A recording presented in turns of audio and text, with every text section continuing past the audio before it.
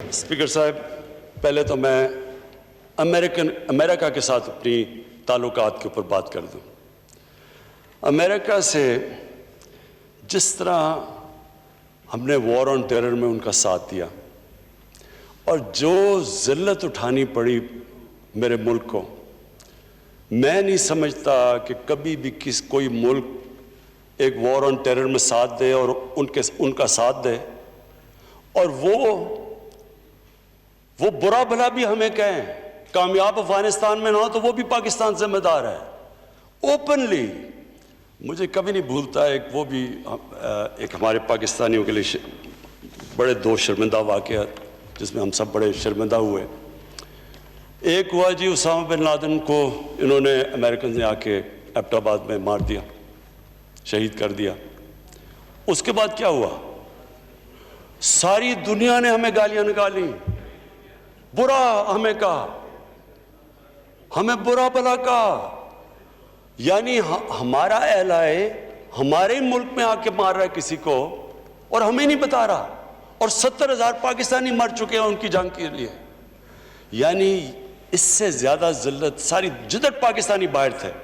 آپ جدھر پاکستانی باہر تھے آپ دیکھیں جو ان کے اوپر گزری اس وقت، مجھے بھی یاد ہے، یہ 2010 کی بات ہے۔ اس کے بعد کیا ہوا؟ ڈرون اٹیکس ہو رہے ہیں پاکستان میں، پاکستانی گورنمنٹ کہتی ہے ہم کچھ نہیں کر رہے یا ہم مذمت کر رہے ہیں۔ سینیٹر کارل لیون، یہ یہاں اخباروں کے اندر فرنٹ پیج میں آیا، سینیٹر کارل لیون سینٹ کی اوپن کمیٹی، فورن ریلیشنز کمیٹی کی ہیئرنگ کے اوپر کہتا ہے، ایڈمرل ملن سے پوچھتا ہے کہ جی آپ یہ کیوں یہ پاکستانیوں کو یہ کیوں آپ ڈرون اٹیکس کرتے ہیں جب پاکستانی گورنمنٹ آبجیکٹ کرتی ہے، جب مذمت کرتی ہے، آپ کیوں کر رہے ہیں؟ ایڈمرل ملن کہتا ہم پاکستان کی گورنمنٹ کی اجازت سے ڈرون اٹیکس کر رہے ہیں۔ وہ آگے سے کیا کہتا؟ میں یہ جو کہتا ہوں کہ جو ہم نے یہ 10 سالوں میں ذلت، یہ جو سارا وار آن ٹیرر کے اندر، کہ ہمیں یہ نہیں پتا تھا کہ ہم ان کے ایلائی ہیں یا ان کے دشمن ہیں۔ وہ آگے سے کہتا کہ یہ پاکستانی گورنمنٹ کیوں اپنے لوگوں سے جھوٹ بولتی ہے، کیوں نہیں سچ بولتی ان کے ساتھ، کیوں یہ ڈبل فیسڈ ہے۔ دیکھیں قوم کو آخر میں تو قوم یہ پڑھ رہی تھی، باہر پاکستانی، آپ کو میں بتاؤں ہمارا بہت بڑا اثاثہ، میں سمجھتا ہوں اس ملک کے بہت بڑا ٹیلنٹ باہر بیٹھا ہوا ہے، کم از کم 80-90 لاکھ پاکستانی باہر ہیں، اس میں مزدور ہیں، محنت کش ہیں، لیکن کئی پروفیشنلز ہیں، پڑھے لکھے لوگ ہیں، تو وہ جو وہاں ان کو فیس کرنا پڑا اس سے۔ اسپیکر صاحب، جب سے ہماری حکومت آئی ہے، آج ہماری امریکہ سے ریلیشن شپ جو ہماری کنسسٹنٹلی فارن پالیسی تھی،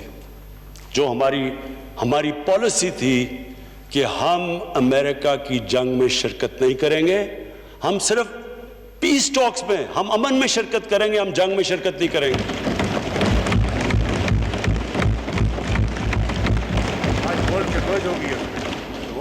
آج یہ تھا کہ ان کا جو سب سے ہارڈ لائن سینیٹر لنڈزی گریم، وہ پاکستان آتا ہے اور پاکستان آ کے سٹیٹمنٹ دیتا ہے کہ جو تحریک انصاف اور عمران خان کہہ رہا تھا there is no military solution, there is only political solution، endorse کرتا ہے۔ آج ہماری ان سے ریلیشن شپ کوئی اس کے اندر کوئی آج نہیں ہمیں کہتا کوئی دوگلا پن ہے، کوئی ہم ڈسیو کر رہے ہیں، ہم کوئی کسی کی جنگ نہیں لڑ رہے۔ ایک ریلیشن شپ ٹرسٹ کے اوپر ہے۔ میں یہ نہیں کہہ رہا کہ ہمارا کوئی اس کی وجہ سے کوئی پاکستان کو ہمیں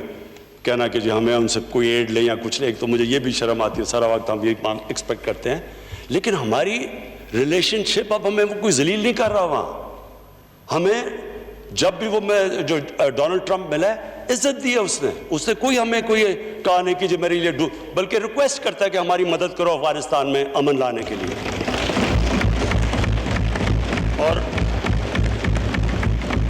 اسپیکر صاحب، میں بڑا آج اپنی حکومت کو،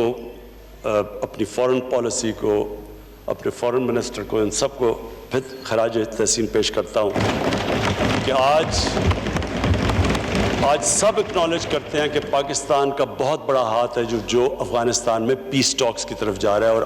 دعا کرتے ہیں اللہ سے کہ افغانستان میں امن ہو، تاکہ ہم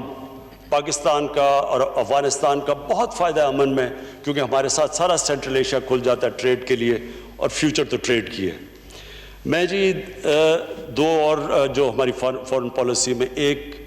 ہمارے سعودی عربیہ سے بڑے زبردست تعلقات ہیں، ہمیشہ رہے ہیں، انہوں نے مدد بھی کی۔ دوسری طرف ایران ہمارا ہمسایہ ہے،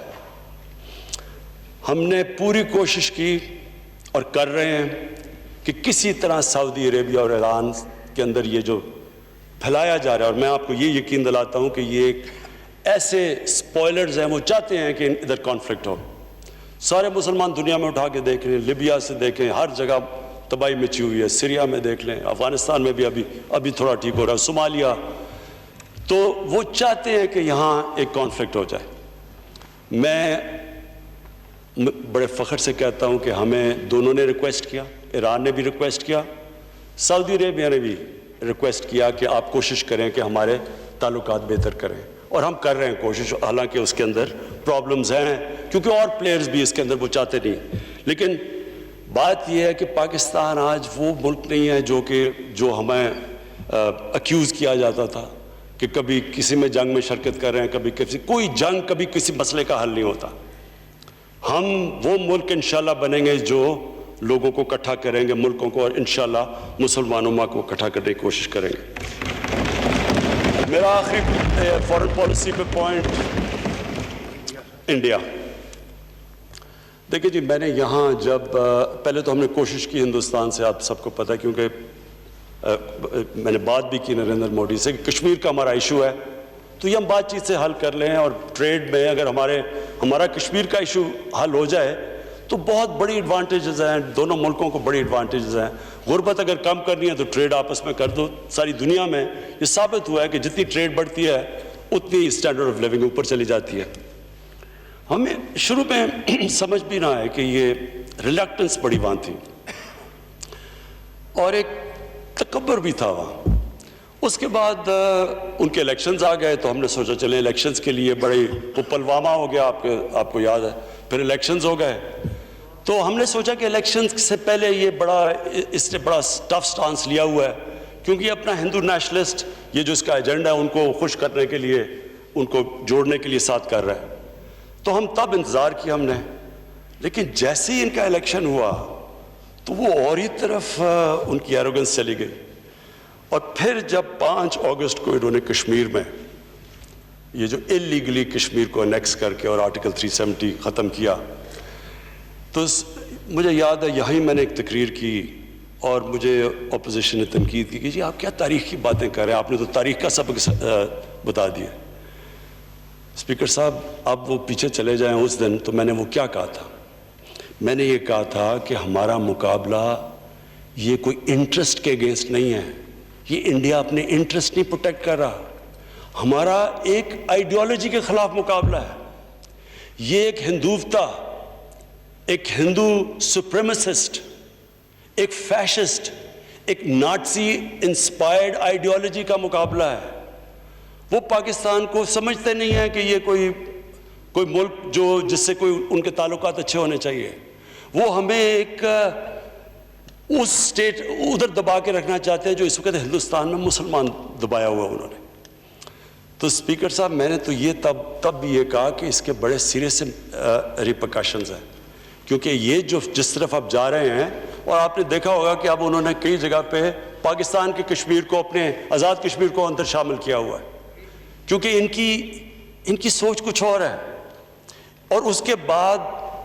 میں یونائٹڈ نیشنز گیا، ادھر میں خود لیڈرز کو ملا، سارے ہیڈز، ٹرمپ انکلوڈڈ، جس نے کہا میں کشمیر میں میڈیٹ کروں گا، سب کو میں نے سمجھایا کہ ہندوستان میں ایک بہت بڑا ایک عذاب آ گیا ہے، صرف مسلمانوں پہ نہیں، یہ ہندوؤں کے اوپر بھی بہت بڑا عذاب ہے۔ یہ جو آدمی آ گیا ہے، یہ ایک فنیٹک ہے، جس نے گجرات میں جو کیا تھا، ایک چیف منسٹر نے اجازت دی 3 دن کے لیے، مسلمانوں کو جس طرح قتل کیا، عورتوں کو ریپ کیا، 1 लाख लोग रेफ्यूजी हुए, तभी समझ आ जानी चाहिए थी ये नॉर्मल आदमी नहीं है। और मैंने पूरी कोशिश की, मैं गया जो अमेरिका का जो सबसे बड़ा एक जो अखबार है न्यूयॉर्क टाइम्स, जो कि ओपिनियन मेकिंग अखबार है, उसके सारे एडिटोरियल बोर्ड को मैंने समझाया, चेक करें कि ये आरएसएस की क्या कनेक्शंस थी नाज़ीज़ के साथ, हिटलर के साथ, ये कैसे एडमायर करते थे। उन्होंने खुद तहकीकात की। आज आप देखें, ये 5 अगस्त से आज तक ले लें,